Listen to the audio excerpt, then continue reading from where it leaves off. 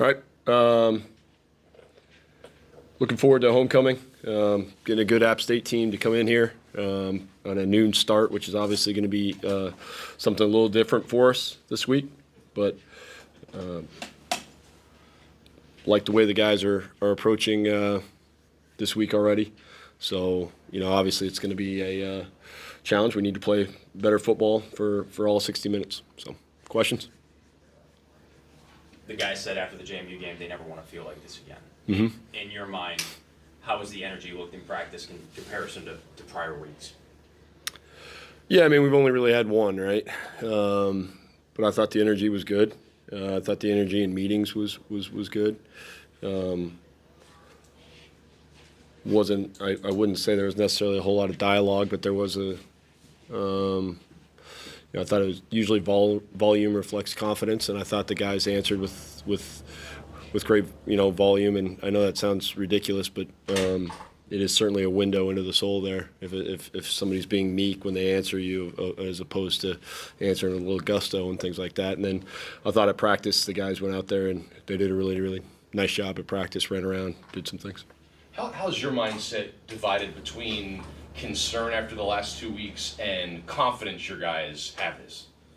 I'm confident in our guys because they've shown they can do it, and they've shown they care. Concern isn't really the word. It's more wanting to make sure that I can find the best way to help them reach the level of success that I know that they deserve based on their work ethic and things like that. So it's not a concern thing. I'm not one of those. It's more of a I'm going to do whatever I can to make sure to help the coaches, help our players, help everybody, make sure that we can maximize our potential and play our best football for a whole 60 minutes. And seeing what you guys have done throughout the first 5 games, does that make it easier to just have that confidence that you guys can get back to it? Yeah. Absolutely. We've played really, really well for long stretches during this season, and unfortunately, we did not play our best football in the second half of that game, and they played well, and they took advantage of opportunities, and we didn't, and we just did not play with the conviction that I've seen us play with for most of this season. So obviously we have to get back to that, and that's all of us, and it's my job in order to get us to play with that conviction and play with that sort of speed and things of that nature. Winning the Sun Belt was obviously a goal preseason, and it's still there, I assume, but it seems much more difficult at this point. How do how does everyone stay motivated? I'm motivated by winning each and every game. I guess I don't. Yes, everybody wants to win championships and do those sort of things, which is obviously still in play because we have no idea what's going to happen the rest of this season. But each and every game is motivating for me. Trying to there's a new challenge each week. There's a new opportunity each week, and so to me, that's the thing that's motivating. And very bluntly, if that's not what's motivating you, is finding that way to challenge yourself each and every week and seeing that as an opportunity, then you're probably looking at it the wrong way, and you're probably going to have a hard time not only being successful in the game of football but also in the game of life. And so you've got to be able to attack whatever is in front of you, regardless of what external benefits are at the end of it. You need to concentrate on winning that week, and that's what's going to be important. I've had people read stories about you and your team, especially when things are going really well, and say, man, this guy doesn't get up for anything. How deliberate is that at the other end of the spectrum, in that you don't get too high when things are going great and you don't seem so low right now?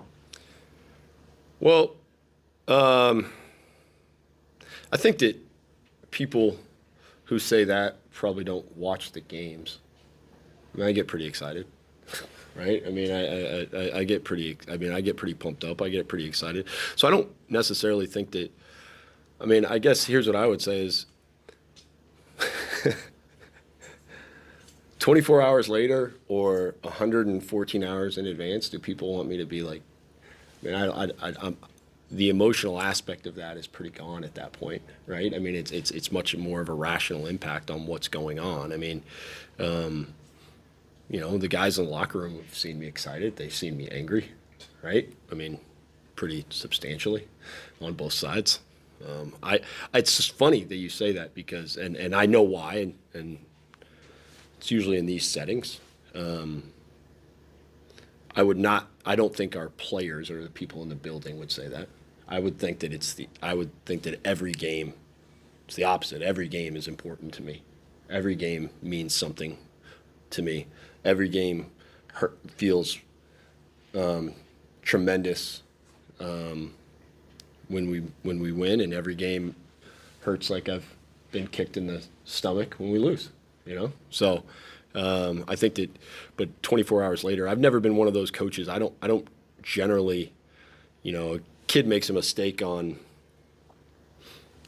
3:00 on Tuesday, and you have your next meeting with them at 1:30 on Wednesday. I'm not usually one of those guys who yells at them for that. You understand what I'm trying to say? I'm going to take advantage of that when it happens. But screaming at him 23 hours later seems a bit contrived. So. When you guys ride all 4 straight like you did, it's really easy to be riding that high. But then when you drop 2 straight, does it give you a better sense of what the team identity is? No. No,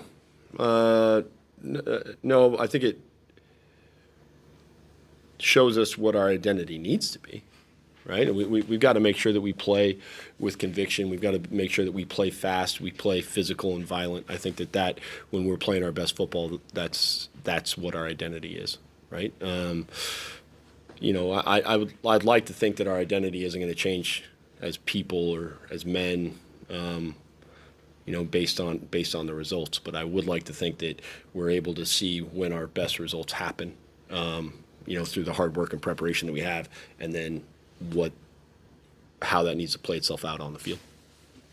App State played pretty well offensively this year. What challenge do they present for your defense? Yeah, well, Coach Loggins does a great job. I've known him for a long time. He was an assistant coach with the Tennessee Titans when I was an assistant coach at Vanderbilt. So he'd come over sometimes and we'd talk. So I've known him for a while. He's incredibly intelligent and does a great job of designing his run game to match his screen game, to match his play action pass, to match his drop back pass, and take advantage of things that you're doing, and tries to make it simple for his players but complicated for the defense.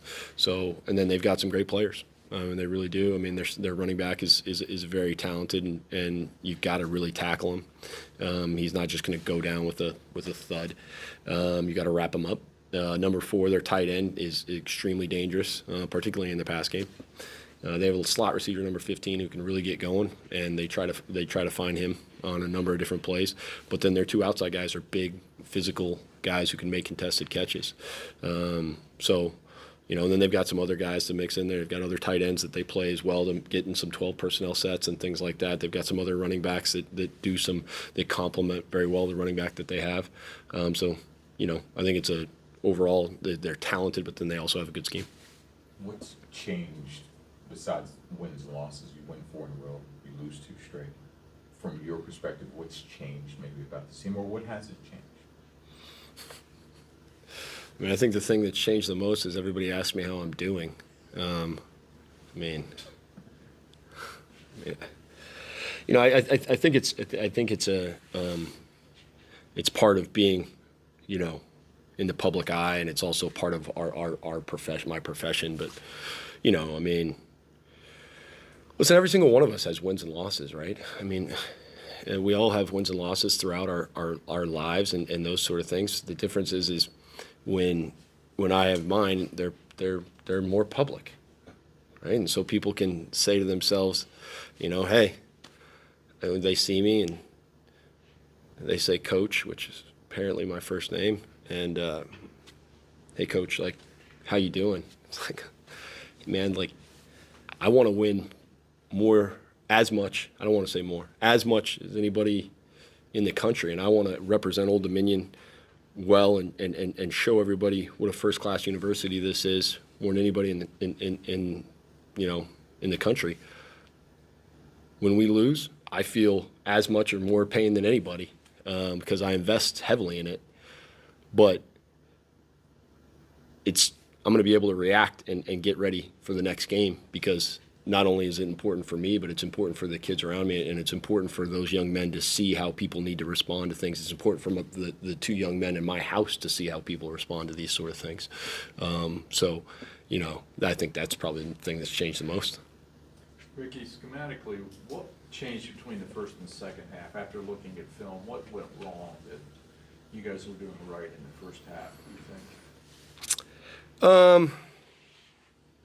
I don't know if necessarily it was a schematic thing. We didn't take advantage of some opportunities that were still there. We had, whether it was due to maybe a missed block or whether it was due to a missed read or maybe it was due to a missed,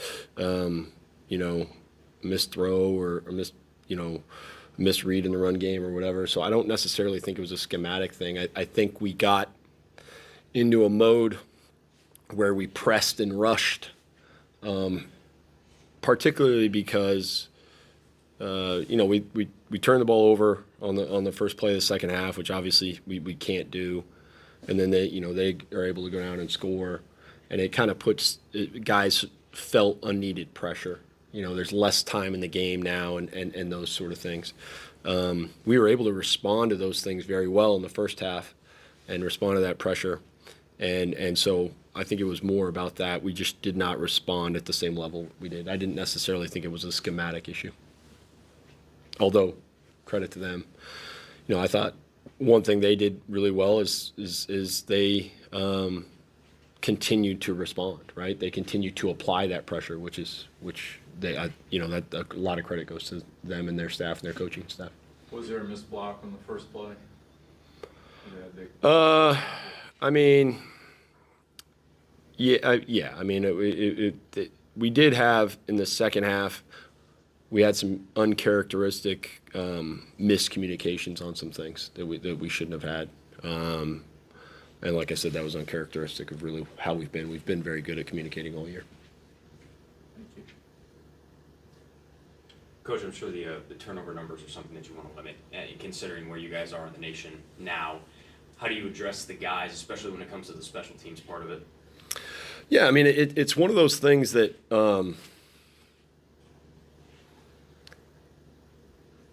you got to have some faith. You got to have some belief in yourself, and you got to go out there and make it happen.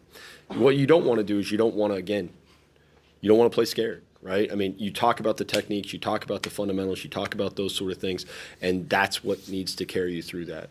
It can't be a situation where it's like, don't drop it, right? Or don't fumble, or all those sort of things. It's got to be a thing where we speak in the affirmative and show guys how what to do in order to allow them to execute. And again, for the better part of my time here, we've protected the football fairly well, and this year we haven't. And so we have to continue to work on it each and every week, and it's got to be focusing on the technique and fundamentals, because what you don't want is you don't want guys to play to not make a mistake, right? That's not going to be long term. That's not going to be successful. How do you practice that? There's a number of different things. There's about 422,000 drills on that stuff. In fact, if you really wanted to be wealthy, you'd continue to come up with things that coaches will buy, because we will buy basically any dumb invention that may limit one less fumble. So if you're looking for a nice side hustle, the invention of that sort of thing is always going to be any sort of football drill stuff. Man, you could really go far with that, So Mr. Gilman has made himself a small fortune on that. Over the past 2 weeks, how do you think Colton has handled turning the ball over and then going out there in the next series? Yeah, I think that there's been times where he's handled it very well, and then other times I don't think it's necessarily him. We as a unit haven't handled it well, and that's one thing that we've got to overcome. The reality of it is we want to limit turnovers and have 0 turnovers. I think everyone in this room would agree with that, and hopefully everybody in the country would. But there's going to be times when you're going to turn the ball over. Defense works on it too much nowadays, and disguises and things like that. There's too many good athletes on that side of the ball, so they do happen. You've got to be able to respond and understand, all right, what caused this turnover, and let me learn from that without it causing me to second guess myself and do all those sort of things from then on. That's the key, and that's across the board. That is across the board, because if you start to second guess and hesitate and those sort of things, you start to see too much. You end up doing nothing, right? You end up blocking nobody. You end up making no throws. You end up not hitting the hole, or hitting it a step too late, and those sort of things. So it's about making sure we learn from that moment, and then still maintaining the same level of confidence in our preparation and moving on to the next one. Anything else for Coach? All right, thanks. Thanks, Coach. Appreciate it. Dubose-Bourne. James, since you have your cold over there with the coat, you go first. That's a nice coat, though. Appreciate you, bro. You're welcome. So I guess first things first, after the JMU game, a couple of your teammates said they never wanted to feel this way again, right? In your mind, how have the guys opened up practice and really lived up to that? I feel the same way. And we came back with, the mentality that we started with, getting back to the grind, getting back to the work, so that we build on the first 5 weeks when we were doing our thing. So really getting that hard hat mentality and getting back to work. What was the emotion? Did the team feel embarrassed, frustrated? What was the team emotion? All of the above, but definitely frustrating because, if we're a really good team and we just haven't been showing it the last 2 weeks, and just need to get back to what we've been doing in the past. Just don't change us. Love the game of football. Go out there and have fun and just play with each other. Where's the team's kind of balance between confidence based on results you've seen that you can get back on the right track, and concern now for back-to-back performances that you would have liked to have been better? I would say we're still confident. We know who we are. We just have to make certain changes. Just go back to doing what we always do. Just pushing each other in practice. Having those periods when it's good on good, really challenging each other. Getting back to it.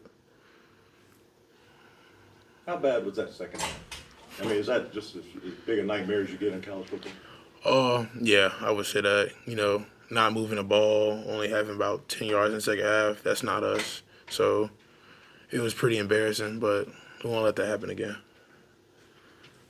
What do you guys need to work on this week to prepare for App State and get the running game going? Grinding. Just get back to the work, keeping that edge that we always have, bringing that back. Coach Hutt is going to prepare us in the best way possible. It's homecoming with App State. I know you guys are focused on the football side of things, but does homecoming get you guys going? Not necessarily. It's another week of work, another week to be together and play football. Anything else for Steph? All right, hey Steph. Thank you. Tackles, 4 pass breakups, and a tackle for loss this season. David, since you're right here, starts off with that. I can move. I'll ask the same thing I just asked him. That second half, how painful was that? Yeah, I mean, obviously embarrassing. Obviously not much went right for us. I feel like it just go back to the process, though. Coach Reed has just kept laying out that the process is the biggest thing for us, how we attack everything day to day, in the practice, off the field, on the field, whatever it is, just the process, just getting back to what we've been doing before when we were successful, just attacking it that way. Is it almost like a helpless feeling, like a snowball effect that you really could do at points? Yeah, we can. It can be, but we just can't let it be. Just sitting in there. Got to overcome it. Don't want to overreact to a loss. Obviously, it was a bad one, but just can't overreact to it. At one point in the fourth quarter, JMU had converted 70% of their third downs, right? So as a defense, right, what in your mind has to be cleaned up in that department? Yeah, obviously third downs is big for us. Coach Seiler takes pride in the third down as the whole defense does. Just got to clean up the little things. Finishing plays when we're there, tackling the quarterback, just wrapping up, tackling, just finish the little things. Because I asked Steph the same thing. Kind of, you guys have that first 5 weeks where you did really well, and then just kind of back-to-back rough showings now. Where's kind of the balance for you guys between confidence, hey, this is what we can do when we're good, and then kind of concern now that your most two recent showings haven't been where you can be? Yeah, obviously the past 2 weeks haven't been our best ball. I feel like in the locker room, we know we them boys. Like we still feel confident, know that we're the guys. Just kind of come back and, like I said, the process. Just attack with the process, doing everything the right way, just live with the results. Yeah. You played two pretty good offenses the past 2 weeks. You got another one coming this Saturday at App State. What are some of the challenges that offense presents? Obviously, had a pretty good quarterback. Haven't dove too deep into their film yet, but we'll obviously look at it this week and see what we need to work on. What was practice like yesterday? What was the mood of the team? Obviously, coming off of a tough loss, a lot of frustration, disappointment in the way we performed, but just trying to attack it. Again, just attack everything how we were before when we were winning. Just going back to finding our identity, just being led by guys like J-Mac, or just made that a point to find our identity again. You said, we're still them boys. Yeah. Like, how important is it that you guys still have that belief even through the skid? Extremely important. Confidence can never waver, regardless of how we're performing. Just the preparation that we put in through fall camp, through the workouts, winter workouts, whatever it may be, just allowed us to, have that confidence that we're still them guys. Yeah. Anything else for Zion? All right. Thanks, Zion. Thank you. Appreciate you all.